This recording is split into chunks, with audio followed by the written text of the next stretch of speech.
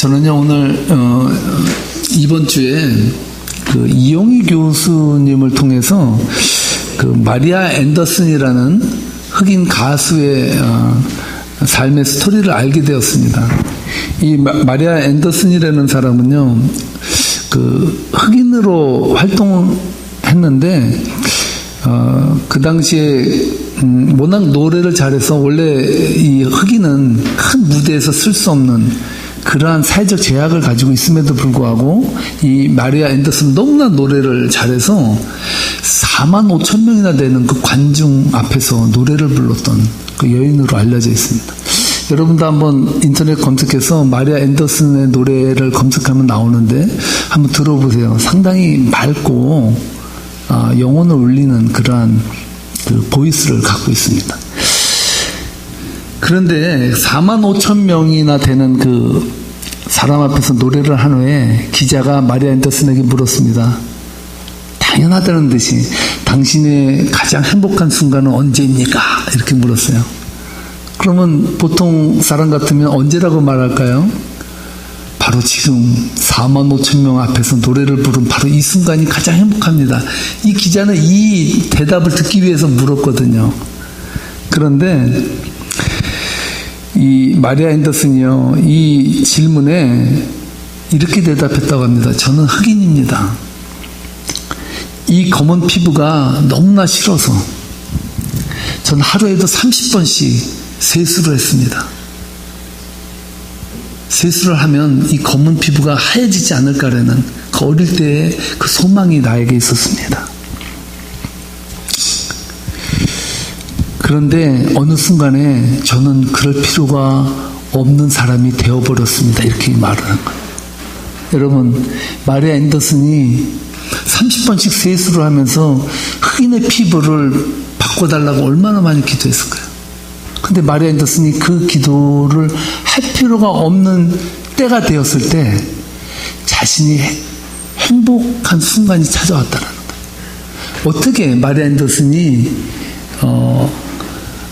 그 행복한 순간이 되었을까요? 검은 피부가 시게 되었을까요? 아니에요. 그녀가 이렇게 말하는 거예요. 내가 가장 행복한 순간은 나의 이 검은 피부를 그대로 나의 모습으로 받아들일 때 나는 그때부터 행복해지기 시작했습니다. 여러분, 우리가 살아가면서 불행한 이유는 무엇 때문입니까? 여러분은 왜 불행합니까? 우리가 불행하다고 생각하는 이유는요, 현재의 나의 상황, 나의 상태, 그 상태들을 받아들이지 못하기 때문에 우리는 불행한 것입니다. 앤더슨은요, 검은 피부도 바로 나 자신이라는 사실을 받아들이면서 그는 마음의 위안을 받고 평안을 얻고 그때부터 자신이 행복이라는 단어를 머릿속에 떠오르기 시작했다는 거예요.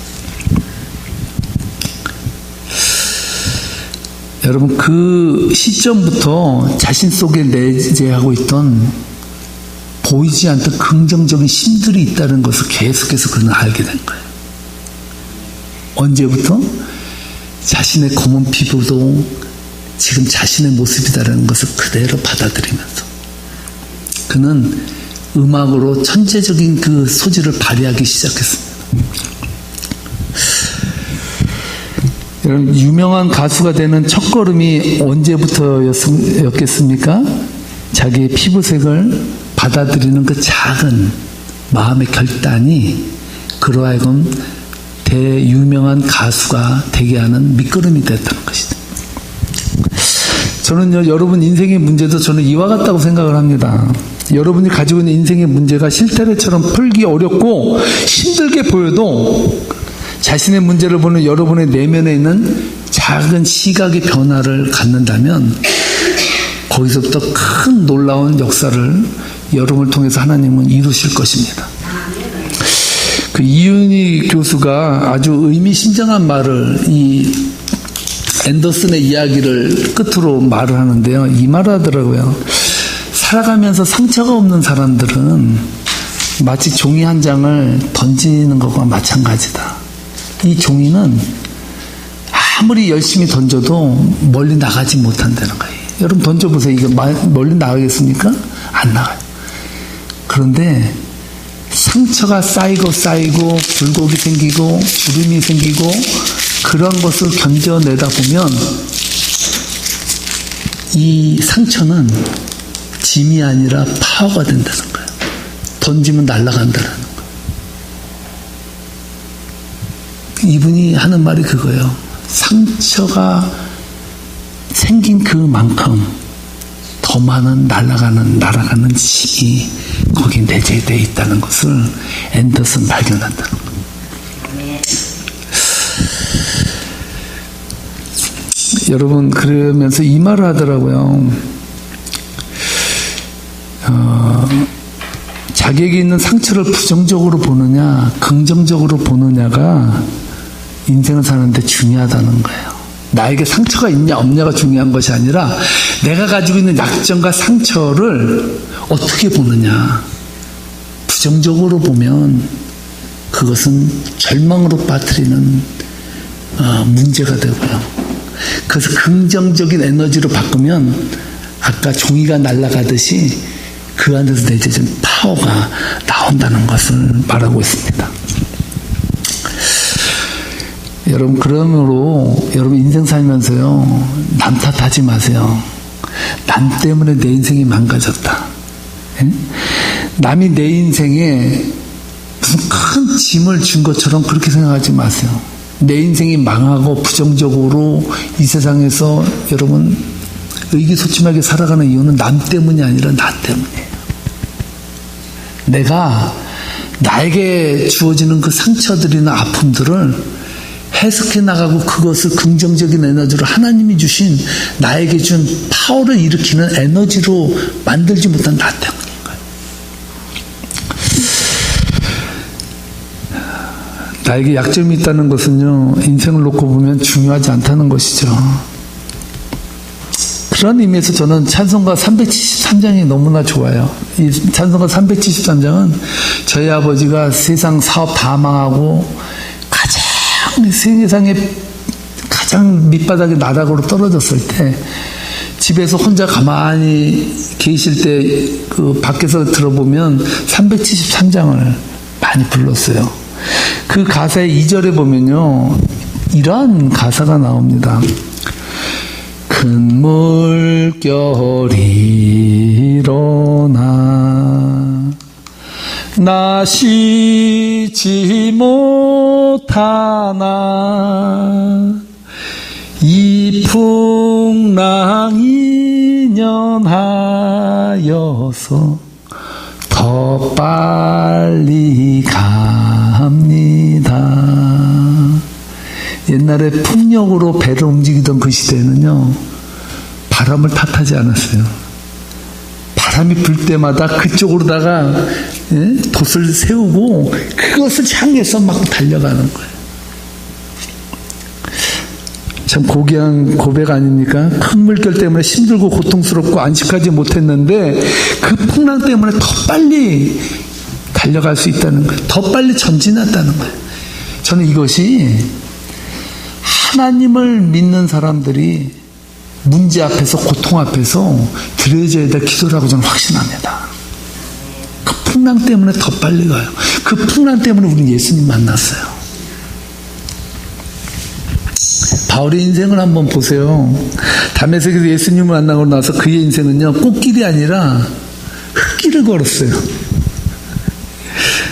제가 사도행전 7장 스데반의 순교에 대해서 여러분에게 설교했잖아요. 그러면서 이렇게 말했죠. 여러분 스데반과 같은 믿음을 갖기 원하십니까? 그렇게 말했더니 아무도 아멘을 안 하고 고개를 숙이시더라고. 한 성도님이 그래, 아니 왜 아멘을 안 하십니까? 그랬더니 한 성도님이 스데반이 돌에 맞아 죽어서 그래서 아멘을 안 했다는 거예요. 세상적으로 보면 그래요. 스데반은 비참하게 죽었어요. 돌에 맞아 죽었어요. 그러나 그는 죽을 때 하나님의 영광을 보고 하나님의 나라에 천국문이 열리는 걸 본 사람이 스데반이에요. 바울은 좀 나아요. 바울은 그래도 긴 시간 동안 선교 여행을 다녔던 사람이죠. 바울은요 하늘의 삼층천을 볼 정도로 온갖 하나님으로부터 가진 능력을 다 받았던 사람이에요. 그럼에도 불구하고 고생을 했거든요. 그렇다면 여러분, 바울에게 임한 능력, 파워를 바울이 가졌는데 여러분은 바울과 같은 인생 살고 싶어요? 바울은 꽃길을 안 걸었다니까요. 바울은 예수님 만나고 나서 흙길을 걸었어요. 그럼 바울과 같은 인생 살고 싶으세요? 저는 생각할 때 아찔한 부분이 있어요. 만약에 바울이 하나님의 그 영광과 능력도 받고 이 세상에서 호의호식하고 말이야 대재벌로 가진 권력 부리고 그렇게 살다가 갔다면 기독교의 복음의 역사가 어떻게 써졌을까? 하나님의 능력을 받은 바울은 흙길을 갈 때마다 감사. 그 고난이 바울로 하여금 하나님 앞에 달려가는 은혜가 됐거든. 어떻게 보면 바울이 포기하지 않고 끝까지 선교에 올인할 수 있었던 것은 그 원동력은 고난에 있었다는 것이죠. 오늘 본문 말씀대로 그 고난의 현장에 있는 바울이 정말 위기 앞에서 사람들한테 엄청나게 두드려 맞으면서 붙들려 가면서 그 고난 가운데서 행했던 설교이기 때문에 우리에게 울림으로 다가오는 것이죠. 우리가 묵상했던 사도행전 21장에서 보았듯이요, 바울이 헬라인 드라비모와 함께 성전에 있던 것을 빌미 삼아서 바울이 이방인을 데리고 이방인 금지구역에 들어갔다라는 것으로 그를 모함해서 바울을 때리기 시작했거든요. 여러분, 그런데 입은 삐뚤어져도 말은 바로 하려고, 사실 엄밀히 말하면 누구를 붙잡아야 됩니까? 이방인이 유대인의 구역에 들어가서는 안 되는데 유대인의 구역에 들어간 것은 바울입니까? 드라비모입니까? 드라비모를 다시 잡아야 돼요. 왜요? 그 사람이 유대인의 뜰에 들어가서는 안 되는데 들어갔거든요.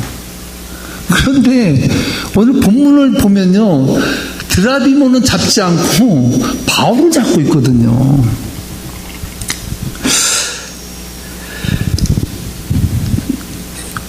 이것은 무엇을 말할까요? 유대인들에게 있어서는요, 사실은 사실은 율법을 어기고 이방인이 유대인의 뜰에 들어왔다는 것은 유대인들에게 중요하지 않아요. 사실 엄격히 말하면 그들에게 율법도 중요하지 않았어요. 더 정확히 말하면 법이 중요하지 않아요. 그들에게 중요한 것은요, 오직 한 가지예요. 뭡니까? 어떻게든지 이 율법이라는 테두리를 가지고, 이 무기를 가지고 바울을 잡아 죽일까? 그것만 생각했어요. 그들에게 목적은 율법을 완성하고 율법을 지키는 것도 아니에요. 오직 바울을 잡는 일이었다는 것을 볼 수가 있습니다. 저는요, 늘 이렇게 시간이 날 때, 가끔 짜투리 시간이 날 때마다 조정민 씨가 목사님이 쓴 인생은 선물이다라는 책을 가끔 다시 읽거든요. 그건 저는 몇 번씩 읽어도 그렇다 이렇게 느껴지는 책인데, 그 책에 보면 이러한 구절이 나옵니다. 사랑은 상대의 허물을 가릴 구실을 찾고, 미움은 상대를 비난할 명분을 찾습니다. 그런데 찾고자 마음먹으면 둘 다 기어이 찾아낼 수 있습니다. 여러분, 맞는 말 아니에요? 사람이요, 사랑스러우면요, 그 사람이 개걸스럽게 먹는 것도 예뻐요. 어쩜 저렇게 건강하게 먹냐고. 그런데 여러분, 그 사람 미워봐요. 저 사람 보라고 저 처먹는 것도 보면은 꼭 돼지처럼 먹잖아. 돼지처럼. 사랑은 상대방을 사랑할 구실만 찾아요. 미움은요, 미워할 구실만 찾아요. 근데 찾으려면 기어이 다 찾는다고요. 여러분, 김 목사가 여러분 완벽해서 이 자리에 섰습니까? 저 부족한 거 찾으면요, 어떻게 보면 성도님들이 맨날 그러잖아요. 목사 이것도 못하네. 이 정리 이것도 못하네. 여러분, 기뻐하시기 바랍니다. 제가 완벽하면요, 제가 여기 안 있습니다. 할렐루야. 제가 여기 있는 이유는요, 조금 부족하기 때문에 있는 거예요. 하나님께서 저를 사용하는 것은요, 완벽해서 사용하는 거 아니에요. 부족한 것이 매력인 거거든요. 저의 매력은 부족했습니다. 그러니까 저에게서 자꾸 완벽한 거 찾으려고 하지 마십시오.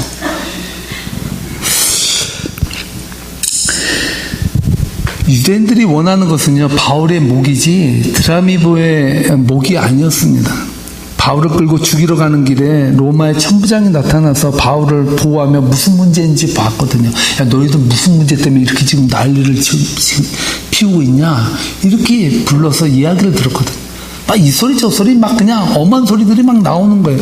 자기들도 왜 잡았는지도 모르는데 좌우지가 문제가 있다라 그러면서 송파하는 거죠. 그래서 바울을 잡아서 어떻게든지 죽여야 될 명목만 계속해서 이야기하는 것이죠. 중요한 것은요, 천부장의 눈에 볼 때는 이거는 싸울 일도 아니에요. 생각해 보세요. 자, 유대인의 뜰과 이방인의 뜰을 자기들이 만들어놔. 너희 여기 선거 놓고 여기 건너면 죽는다? 안 죽는다? 그거로 다 서로 싸우는 거예요. 아, 로마의 천부장이 볼 땐 그거 넘어가다 안 가든 무슨 상관이 있어요? 그게 뭐가 중요해요?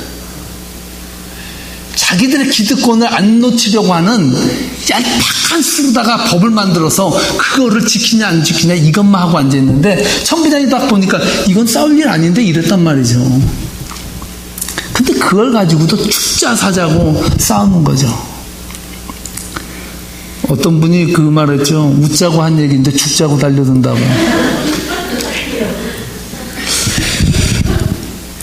여러분, 우리 인생을 살아가면서 여러분들의 문제도요, 막 가슴속에 응어리지고 원수 맺고 여러분 괴로워하고 밤낮 그냥 막 그것 때문에 괴로워해도요, 산자가 보면요 웃어요.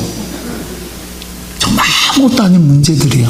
근데 거기에 그 문제들에 자존심이 걸려. 거기에 나의 우월감이나 내가 나타나야 된다는 그런 생각이 거기에 가미돼요. 그러다 보면 빈대 잡으려다가 초가상간 태우는 거예요. 여러분, 그렇습니다. 여러분, 우리가 작은 일에도 자존심이 걸리고 명예가 걸리고 감정이 걸리면 그것은 진짜 풀기 어려운 문제로 만들어진 거예요. 하나님은 이 세상의 문제들 중에 풀지 못할 문제가 없습니다. 할렐루야. 단지 풀지 않으려고 하는 인간의 그러한 자존심과 인간의 본성이, 죄된 본성이 있기 때문에 못 푸는 거예요. 좌우지간요, 바울은요, 유대인들이 실컷 두드려 맞고 로마 병사의 호의를 받으면서 로마 군인이 주둔한 영내로 가는 길에 이 천부장에게 부탁을 합니다. 뭐라고 부탁하는지 오늘 본문 39절 40절에서 그 부탁의 내용들이 나옵니다. 우리 다 함께 39절로 40절 말씀 읽어보겠습니다. 바울이 이르되 나는 유대인이라 소읍이 아닌 길르기아 다소시의 시민이니 청컨대 백성에게 말하기를 허락하라 하니 천부장이 허락하거늘 바울이 층대 위에 서서 백성에게 손짓하며 매우 조용히 한 후에 시브리 말로 말하니라. 전 여기서 바울의 포스를 느껴요. 아, 정말 그렇게 두드려 맞고 보면 자기 때린 사람이 사람으로 보이겠습니까? 완전 짐승 원수로 보이는 거 아니에요? 저 같아도 그 사람들 놓고 뭘 말할 게 있겠어요? 말 안 하고 싶어요. 근데 바울은 그렇게 시컷 두들겨 맞음에도 불구하고 아우성 치는 유대인들을 손짓으로 장악하면서 조용히 하라고. 그래서 그들의 언어 시브리 말로 조용히 이야기를 하기 시작하는 거예요. 저는 오늘 본문 말씀을 통해서 여러분들에게 한 가지만 살펴보고 말씀을 마치려고 해요. 저희가 살펴보고 싶어 하는 것은 바울이 그 많은 청중들에게 찬물 끼얹듯이 조용히 하게 만들고 나서 그들에게 말하는 대화법이에요. 바다에도 바닷길이 있고요. 땅에도 육로가 있고 하늘에도 항로가 있어요. 길이 있어요. 법이 있어요. 사람이요, 말하는데 세금 안 내요. 그런데 말하는데도 법이 있어요. 오늘날 이 법을 이 바울로부터 우리는 배울 필요가 있어요. 바울은 어떻게 대화하는지, 어떻게 말하는지. 그것을 오늘 본문 22장 3절에 보면 바울의 대화법을 알 수가 있는데 3절 말씀을 함께 한번 읽어보겠습니다.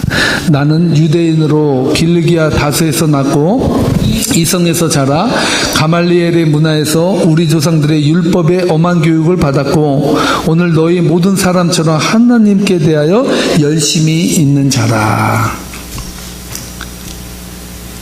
중요한 포인트가 있는데 바울은요, 나는 너와 달라. 대화할 때 가장 중요한 것 하나가 있는데 그것은 뭐냐면요, 나와 대화하는 상대를 이질감을 느끼게 하지 말고 동질감을 느끼고 이야기하라는 거예요. 바울은 이렇게 말해요.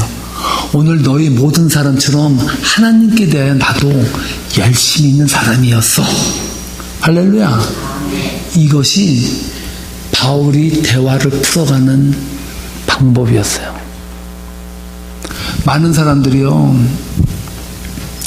특히 전도하거나 선교하는 사람들이 쉽게 망각하고 착각하는 것 중에 하나가 있는데, 믿음의 열정이 있다고 중국 선교 가가지고요, 천안문 앞에서 삥 둘러 앉아가지고 땅발기 한다고 막 혼자들 막 돌아다니면서 거기서 남의 땅에 가서 난리 치면서 통성으로 기도하자 그리고 메가폰 들고요, 거기서 대고 사탄의 자식들아 회개하라, 천국이 가까웠다, 이렇게 이야기하고 막 질러대고 막 소리치니까 중국 사람들이 화가 나가지고 니나 물러가라 하면서 막 두드려 맞아가지고 이런 공항에 맞아가지고 흉터져가지고 귀국하고 그러지 않습니까? 선교를 해도요 방법이 있고 사람과 대화를 해도 방법이 있어요. 그것은 뭐냐, 그와 함께 공감해서 가는 거예요. 유대인과 그리스도인은 다 같을 수가 없어요. 달라요. 다름에도 불구하고 바울은 동질감을 찾아가는 거예요. 나도 율법에 열심히 했던 사람이야. 나 이해해. 나도 그렇게 살아왔던 사람이야. 저는 어떤 면에서 제 아들이 핸디캡이 있다는 것이 어떻게 보면 복음의 문을 열어가는데 참 소중할 때가 있어요. 자식 때문에 골치 아프고 힘들어하는 사람에게 전 그렇게 위로해요. 내가 이해한다고. 나도 핸디캡을 가지고 있는 아들이 있다고. 이질감입니까? 동질감입니까? 그러한 마음의 문을 열 때 상대방이 이방인이건 믿지 않는 사람이건 세상 사람이건 관계없이요, 대화가 터지게 돼 있어요. 오늘날 그리스도인들이요, 대화법을 몰라요. 거룩하다고 홀리하다고 무조건 하나님 아멘 할렐루야 믿어. 누가 믿어요? 어떻게 믿어요? 이질감이 있는데. 풀어가는 법을 배워가야 되는데 바울은 3절에 보니까 나도 유대인이다. 길리기아 다소에서 났는데 내 부모는 다 유대 출신이야. 나도 너희들과처럼 율법의 엄한 교훈을 나도 받았어. 오늘 너희 모든 사람처럼 하나님께 대해서 나도 열심히 있었다. 이렇게 바울은 고백하는 것을 볼 수가 있습니다. 선교가거나 전도하거나 또한 주위 사람들과 대화할 때 잊어서는 안 되는 것 한 가지가 있는데요, 그 사람과 함께 동질감을 가질 수 있는 그 요소들을 찾으세요. 내 얘기만 하지 말고 그들이 뭐 때문에 아파하는지, 그들에게 복음은 어떻게 전해져야 되는지 구체적으로 볼 줄 아는 눈이 있어야 돼요. 그런 눈 없이 그냥 믿음 좋다고 예수만 믿으면 망한다 이런 식으로 해버리니까 벌써 거부감이 일어나잖아요. 믿음은 내가 지키는 거고 나와 하나님의 관계에서 확실하고, 그러나 풀어가는 대화에 있어서는 배워야 된다는 거예요.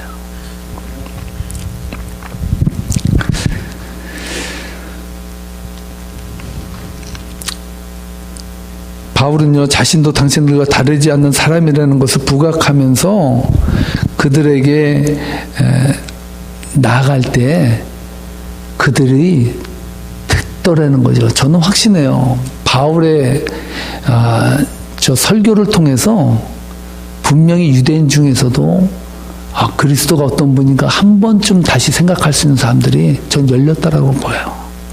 하나님이 열어주세요. 바울의 그 인생을 살아가는 그 모습을 보면요. 고린도전서 9장 19절로 22절에 보면은 바울이 이렇게 고백을 해요. 뭐라고 그러냐면요. 자신은 자유한데 종처럼 살았다라고 말하고요. 또 자신은 율법 아래에 있는 자가 아닌데 율법 아래에 있는 자처럼 살았다라고 말해요. 또 뭐라 그러냐면요. 약한 자들에게는 자신이 약하지 않는데 약한 자처럼 보여지게 그들과 같이 대했다라고 말하고 있어요. 왜 그랬냐라고 말하냐면요. 그 다음에 보면 한 사람이라도 영혼을 그리스도께 인도하기 위해서 그들의 입장과 처지가 대주었다라는 거예요. 이것은요, 처세술이 아니라 한 사람이라도 그리스도 안으로 들어오게 하기 위한 바울의 처절한 선교적 마인드를 가지고 영혼을 대하는 바울의 고백이었다는 것을 볼 수가 있습니다. 그래서 그리스도인들이 훈련받아야 할 것 중에 하나는요, 대화하는 법이에요. 여러분을 만나면 사람들이 저 집사 한번 다시 만나고 싶어. 저 집사를 만나면 내 마음이 후련해져. 나를 그렇게 잘 헤아려주는 사람은 저 집사밖에 없어. 세상 사람들이 봐도 그런 사람이 돼야 돼요. 그렇지 않고 저 집사 만나면 머리 아픈데 빨리 도망가야지 하고 도망가면요. 전도고 뭐고 전도길이고 뭐고 다 막혀버려요. 복음이 들어가기 이전에 그냥 막혀버리는 거예요. 절대로 내 말만 하는 사람들은 좋아하지 않아요. 그런 사람을 별나라에 사는 사람이라고 말해버려요. 대화는 먼저 듣고 그 사람과 공감대를 만들어가는 작업이에요. 그래서 대화는요, 일방통행이 아니라 쌍방통행이라고 말하는 거예요. 바울을 보십시오. 1절 말씀에 보면 부형들이여 라고 말하고 있어요. 부형들이라는 것은 내 친구들이여 이렇게 말하는 거거든요. 실컷 얻어맞았는데 그 사람들을 향해서 내 부형들이여 이렇게 말한단 말이에요. 이게 믿는 자의 포스 아니에요? 실컷 맞아도 내 사랑하는 친구야 이래봐요. 야, 저 집사는 진짜다. 이런 말이 나온다고요. 바울이 그랬다는 거예요. 그러한 자세가 바울로 하여금 선교가 선교되게끔 만드는 역동적인 힘을 그는 가지고 있었다는 것이죠. 아나운서 이서영이라는 사람이요, 끌리는 말에는 스토리가 있다라는 책을 썼는데, 이 책에 보면요, 협상을 잘하는 고수의 특징을 설명하는데, 협상을 잘하는 고수의 특징은요, 배려를 잘하는 사람이래요. 상대방의 마음을 헤아려주고 이해해주고 대화의 공통분모를 찾아가는 사람은요, 협상을 할 때도 열린 마음이기 때문에 뭐를 해도 잘 된다는 것이죠. 그가 예를 드는데요. 배려의 아이콘으로 뽑은 사람이 누군지 아세요? 국민 MC라는 사람이 있죠. 한국의 국민 MC가 누굽니까? 유재석이라는 사람이에요. 유재석은요, 아나운서 중에서 탑이에요. 어느 프로에서나 유재석은 다 데려가려고 그래요. 광고도 엄청 많이 찍잖아요. 그가 이렇게 많은 사람들에게 공감대를 갖고 지지를 얻는 이유 중에 하나가 뭔지 아세요? 그는요, 배려를 잘한대. 여러 사람들이 나와서 이야기를 하면요, 유재석은 자신의 말을 최소화하면서 그 사람들이 말할 수 있고 좀 처진 사람들은 말할 수 있도록 편안한 분위기로 다시 띄워준대요. 그래서 그 사람이 이야기를 잘 유도해서 모두가 다 공평하게 말할 수 있도록 그런 자리를 기가 막히게 찾는 사람이 유재석인데, 유재석이 그냥 된 것이 아니라요, 그는 인생을 살면서 터득한 지혜가 있대요. 말에 대한 지혜인데 여러분에게 몇 가지만 제가 소개해 주고 싶어요. 이건 참 중요한 거라 여러분들이 바울처럼 그렇게 배려의 아이콘, 함께 더불어서 이해하고 공감대를 형성하기 위해서는 우리는 배워야 돼요. 그가 이렇게 말합니다. 뭐라고 말하냐면요, 앞에서 할 수 없는 말이면 뒤에서도 하지 말라는 거. 중요하지 않습니까? 그 다음 두 번째가 뭐냐면요. 말을 독점하면 적이 많아진대요. 말을 내가 혼자 다 하잖아요. 그러면 나머지 사람들이 다 적이 된대요. 그래서 말을 적게 하고 굿 토커가 되지 말고 굿 리스너가 되라고. 굿 토커는 굿 리스너래요. 잘 듣는 사람이 잘 말하는 사람이라는 것이죠. 그래서 말을 많이 하는 사람은요, 타인을 배려할 줄 모르는 사람이라고 말합니다. 상대방에게 말할 틈을 주지 않고 말하게 되면요, 듣는 사람 입장에서는 고문이 되는 거예요. 세 번째의 그 유재석의 그 말하는 비법이 있는데요, 톤을 낮춘대요. 옛날에는요, 사람이 말을 크게 해야 들린다라고 생각해요. 근데 말을 크게 할수록 반대적으로 안 들리는 거 아세요? 여러분, 부부가 싸워보세요. 언성 높아지죠? 제가 그건 제 아내랑 그 신혼 초에 많이 싸워봐서 저는 터득한 건데, 제가 소리 지르면 지를수록이요, 쟤네는 말이 없어지더라고요. 나중엔 말 없는 것 때문에 화가 나서 싸워요. 그래 다 푼 뒤에 왜 내가 화나는데 왜 아무 말 안 하냐 그러니까, 말은 큰데 아무 소리도 안 들린대요. 그래서 할 말이 없대. 톤은 작을수록 더 잘 들린대요. 그러니까 주위 사람들에게 말할 때 작게 얘기하는 것도 잘 들리게 하는 방법이라는 거예요. 그 다음에 네 번째로 말하는 게 뭐냐면요, 귀를 훔치지 말고 가슴을 흔드는 말을 하래요.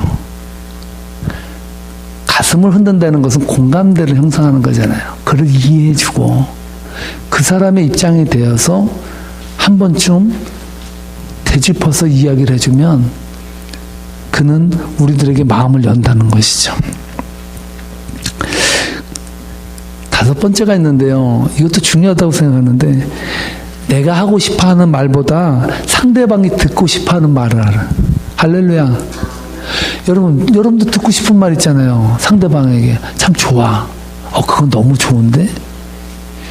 칭찬을 잘하는 사람은요, 자존감이 높은 사람이래요. 자신도 떳떳하고 그 정도 된다고 생각하니까 남도 칭찬할 수 있대요. 자존감이 낮은 사람은요, 남을 칭찬할 수 없대요. 칭찬하질 못한대요. 그래서 좁아진다 그러죠, 마음이. 그래서 굿 리스너는요, 내가 하고 싶은 말보다 상대방이 듣고 싶은 말을 해줄 수 있는 것도 지혜라는 거예요.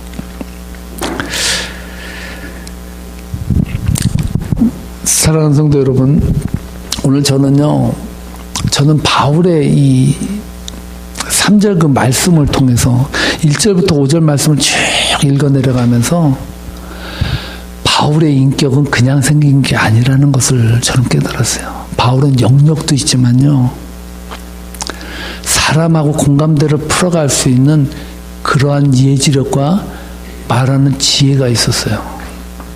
성도 여러분, 우리가 신앙생활 하면서요, 전도하는 것, 선교하는 것, 거기에도 길이 있고 방법이 있어요. 이것은 배워야 되는 거예요. 끊임없이 자기를 부인하면서 그것을 배워나가면요, 그 다음에는 상대방이 우리를 인정해줘요. 나는 이런 사람이라고 100번 말 안 해도요, 상대방은 나를 알아줘요. 남을 먼저 헤아리고 이해하고 말하게 되면 그 사람이 우리를 이해하기 시작한다는 거예요. 우리는 나의 이야기가 전달되지 않는다라고 생각하니까 언성을 높이고 화를 내고 나를 계속 표출해요. 그런데 역으로 표출하면 할수록 전달력은 떨어진다는 거예요. 사랑하는 성도 여러분, 오늘 이 시간 이 바울의 이 설교를 통해서 귀한 사람을 얻는 그런 방법을 통해서 하나님께 귀하게 쓰임받는 저와 여러분 되시기를 주님의 이름으로 축복합니다. 기도하시겠습니다.